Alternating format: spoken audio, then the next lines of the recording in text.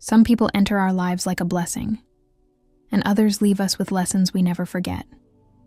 This is the journey of a young woman who trusted the wrong hands, pushed away the right ones, and discovered the true meaning of family only when her world had already fallen apart. I was very young when my mother remarried. My sister and I had no father. Our brothers were still small, and my mother carried the weight of the entire house on her shoulders. A man named Imran had seen my older sister at a wedding and instantly liked her. His heart settled on her from that moment. My mother needed support, and Imran needed a family. They married quietly, and he became our guardian.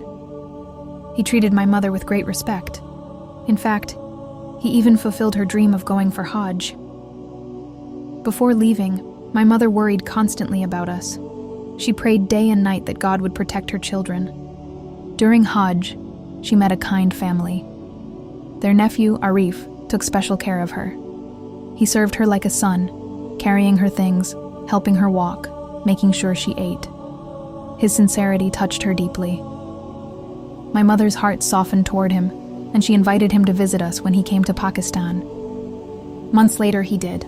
I still remember the day he walked into our home. Simple clothes, warm smile, respectful tone. He was well-educated, well-settled, and yet humble. You'd never guess he lived in a different world.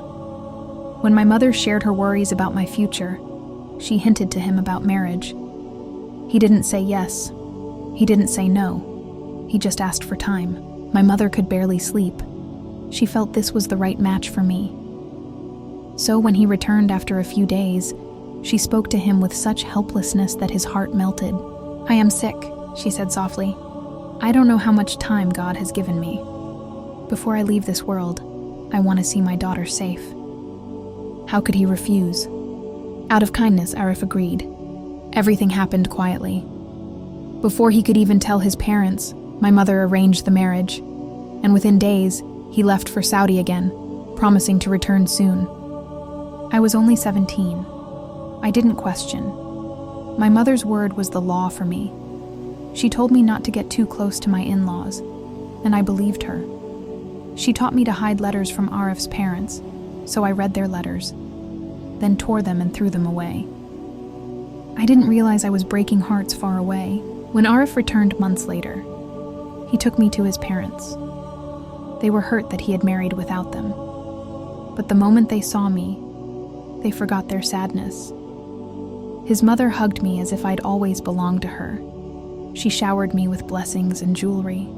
She even arranged a proper celebration for our marriage. I lived with them a little while. They treated me like a daughter.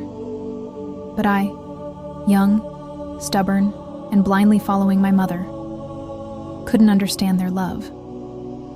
I mistook affection for interference.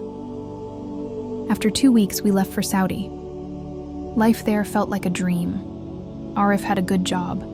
I had comfort, respect, everything anyone could want. Slowly, we had 4 beautiful children.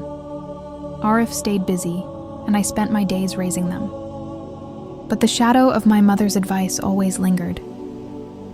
I never encouraged Arif to stay in touch with his parents. Even when he traveled to Pakistan, I refused to visit his family.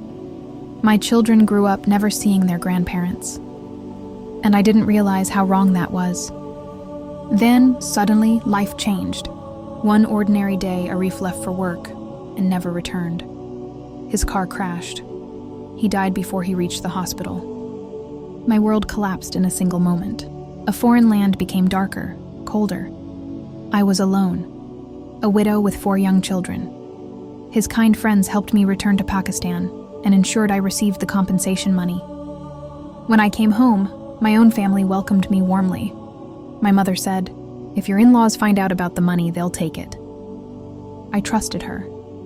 She put the money in my brother's names, money meant for my children's future. Slowly, they used it to build their homes, start businesses, buy land. And just like that, everything Arif earned with love vanished. Days became harder. My children, who once had everything, began sleeping hungry. Their clothes wore out. They left school because I could no longer afford their books. My brothers, who had built their lives on my husband's earnings, no longer answered my calls. Their wives refused to acknowledge us. Before, we were useful. Now, we were a burden. One day, as I walked to buy medicine for my youngest son, fate stepped in. I saw Arif's father at the clinic. His eyes widened when he saw me. He rushed over. "Is everything all right?" he asked gently. My tears said everything. He lifted my sick child into his arms, kissed his forehead, and said, "Come with me. Your mother-in-law has missed these children more than her own breath." I sat quietly in the car, unsure, ashamed. When we reached their home, my mother-in-law came running. She hugged my children tightly, crying so hard her voice trembled. "My son left this world," she whispered, "but he lives in them." I broke down at her feet. For the first time, I realized the love I had kept my children away from was the purest love of all. They took us into their home. Not once did they ask about money. Not once did they question my past. They simply said, "These children are ours, and you are our daughter." Their love rebuilt us. My children went back to school. Their house became full of laughter again. My mother-in-law treated me like her own daughter. She never blamed me for the past, never scolded, never questioned. She only prayed for us. Years passed. Today, my children are educated, successful, and kind, all because of my in-laws' prayers and support. I learned that sometimes the people we fear are the ones who save us, and sometimes the people we trust without question can leave us alone in the storm. Life has shown me many faces, but the truest one is this: family is not made by blood, it is made by love. Those who stand beside you when the world turns its back are the ones who deserve your heart. If this story touched you, please subscribe. Your support helps bring more real, meaningful stories to light. Thank you for listening.